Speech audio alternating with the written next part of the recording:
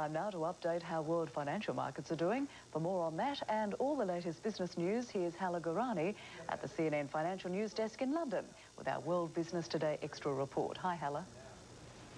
Hello, Rosemary. A positive early sessions trading in Europe, a 2% rally in Europe, and a solid end to the week in Asia are lifting the markets here.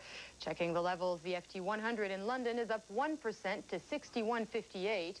In Frankfurt, the DAX is adding over 0.5%. Paris's CAC 40 is at 41.30, and in Zurich, the SMI is nearly 1% higher. Asia's markets finished the week in strong form. Stocks in Tokyo rose 5% and Hong Kong rose 3%. Meanwhile, in China, Chinese Premier Zhu Rongji opened the National People's Congress in Beijing. In a surprisingly candid speech, he discussed how difficult last year was for much of China, with devastating floods and Asia's economic crisis. He also predicted economic growth would rise 7% this year, and he said the budget deficit would rise 56% to $18 billion. Earlier today, I spoke to Andrew Freris at the Bank of America and asked him his opinion on Zhu's speech. Andrew, let me start by asking you what you think about Premier Zhu's predictions. Very consistent, in fact, with what everybody has been expecting. And also, it's very nice, in fact, to see that there has been no glossing over of the problems.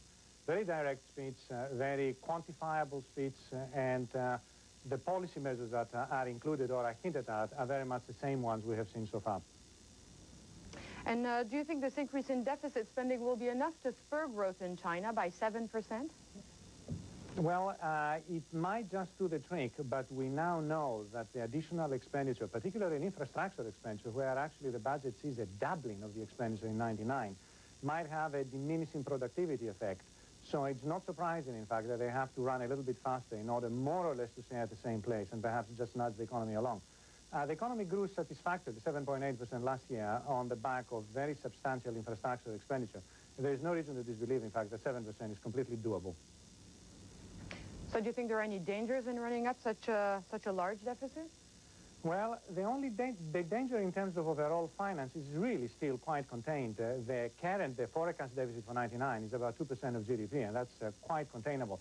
The problem is at the same time that the Chinese are trying to reform their banking system, they are lending, actually they're borrowing quite a lot of money domestically. And that, of course, simply imposes on the banks to buy up additional government bonds, or at least for the population to buy additional government bonds, whereas at the same time they're trying to encourage the private sector and private investment to take up some of the speed. And of course the government, in a way, it's elbowing out, it's crowding out some of the potential private investment that may take place in the course of '99. That is a concern. All right, and what about the private sector? Lawmakers are set to pass amendments to promote private sector activity in China. Do you think that's going to work for the Chinese economy? The most practical part is an amendment. Actually, it's not an amendment. It's a complete revision of the contract law, which is something that has been bedeviling both domestic and international relations. And that's, I think, it's a very, very coherent step. Embedding in the Constitution the sanctity of private property, so to speak, it is encouraging, but I'm much more concerned about the practicalities. And a change in the contract law is a very, very important step. Let's check in on how the dollar is doing in early trading. It's retreating on the yen after its strong gains all this week. Now under the 123 level again at 122.96, and also down on the euro at 108.42. Dutch banking giant ABN AMRO is expanding in Italy. It's bought nearly 9% of Italy's Banco di Roma for around $610 million. ABN shares are 1% higher in Amsterdam. Global investment group Kohlberg Kravis Roberts has taken a 5% stake in British engineering group TI.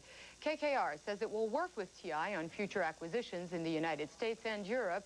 KKR will also give TI access to its own sources of capital and market intelligence. TI stock soaring 6%. That's it for this World Business Today Extra. I'm Hala Gorani at the CNN Financial News Desk in London. World News continues after the break.